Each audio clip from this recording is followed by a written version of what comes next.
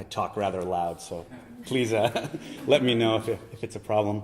So I think one of the common themes you're going to notice about us here is that we're all relatively young. We have big ideas. And for the most part, actually, we're kind of new to the cancer research area. And so this is the Cancer Research Foundation. Through these awards for us, not only does it allow us to do some risky research, but it also attracts people with different expertise that aren't necessarily already doing cancer research to help solve the problem. So I sincerely thank you for your support. I'd also just like to thank Payal Tawari, who is the graduate student that did all the work that I'm going to describe for you today. So obesity is a huge problem, and I'm sure you're all aware of it. But what you might not be aware of is that now obesity is the #2 risk factor for cancer.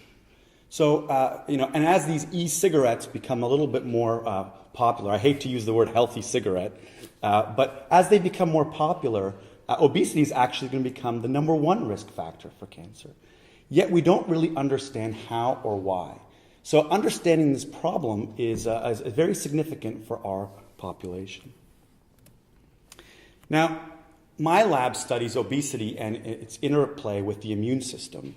So I just wanted to take you through a little bit about what happens when you become obese. Obviously, you gain weight. That's not breaking news here. But if you actually look in your fat pads, you'll notice that your adipocytes get bigger. Okay? And if you look a little closer, one of the things you'll notice is that your fat now acquires these immune cells called macrophages. Now, Sam did a wonderful job talking about these macrophages in tumors. But this is happening before you ever get a tumor. This is simply happening in obese individuals in their fat. Now, recently, my lab published a paper to understand what's the dysfunction in these macrophages in obese people. And, we got the cover of this magazine called Cell Metabolism. And in this image, what we're trying to kind of portray is the idea that this is a unique type of macrophage that we call this MME macrophage. And its password here is adipose tissue, to say that it's unique to this environment. And so our harebrained idea was to think that perhaps the accumulation of these macrophages in adipose tissue might be promoting tumorigenesis. Remember, people who become obese typically before they get cancer. So all of these events would be taking place before the tumor starts. And of course, one particular cancer which would be of interest here would be breast cancer, because it's happening in adipose tissue. Okay? And it's also very tightly coupled to obesity. So, based on this idea, our model really makes 3 predictions. One, that these MME macrophages are actually in breast fat of obese women. 2, that they would promote initiation of tumors. And 3, that they might promote invasiveness. Okay? And so we were at a very primordial part of this project. And this is an idea that there's no way bigger agencies would fund, because we need the data in order to convince them. And that's where your support has been very instrumental. So the first thing that we did is we isolated these immune cells from women, either obese women and lean women, and from their mammary fat. They were undergoing mastectomies. And what we were able to find was that indeed the obese women had more of these MME macrophages. All right, so that was a very good start. It's there. This is the first step in this project was to actually prove that they are indeed dysfunctional and in the right tissue. Next, we wanted to see whether these cells were able to promote the earliest stages of tumor development. This is called tumor initiation. And in this assay, what you're looking at here, these, there we go. So I'm going to stand over here. These are colonies. These are colonies of tumor cells. So we dilute them down to single cells, and then we ask, can these tumor cells form these colonies? This is how cancer begins.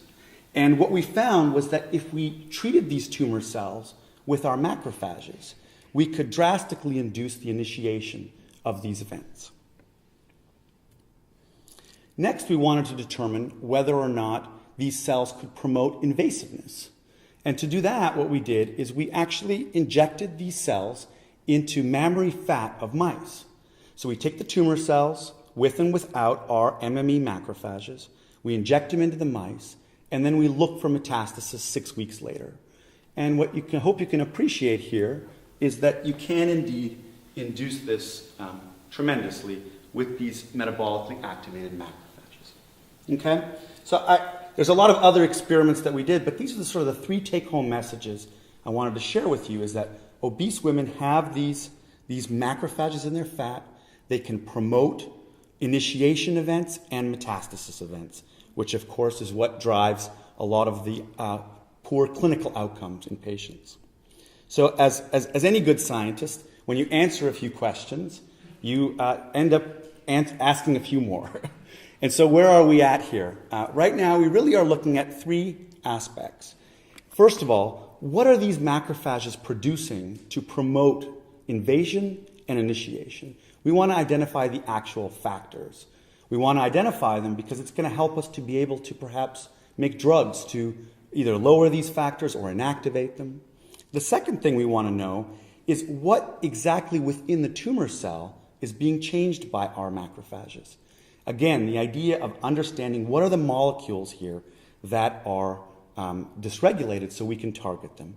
And finally, we want to understand in larger populations of women, how do these factors vary with obesity?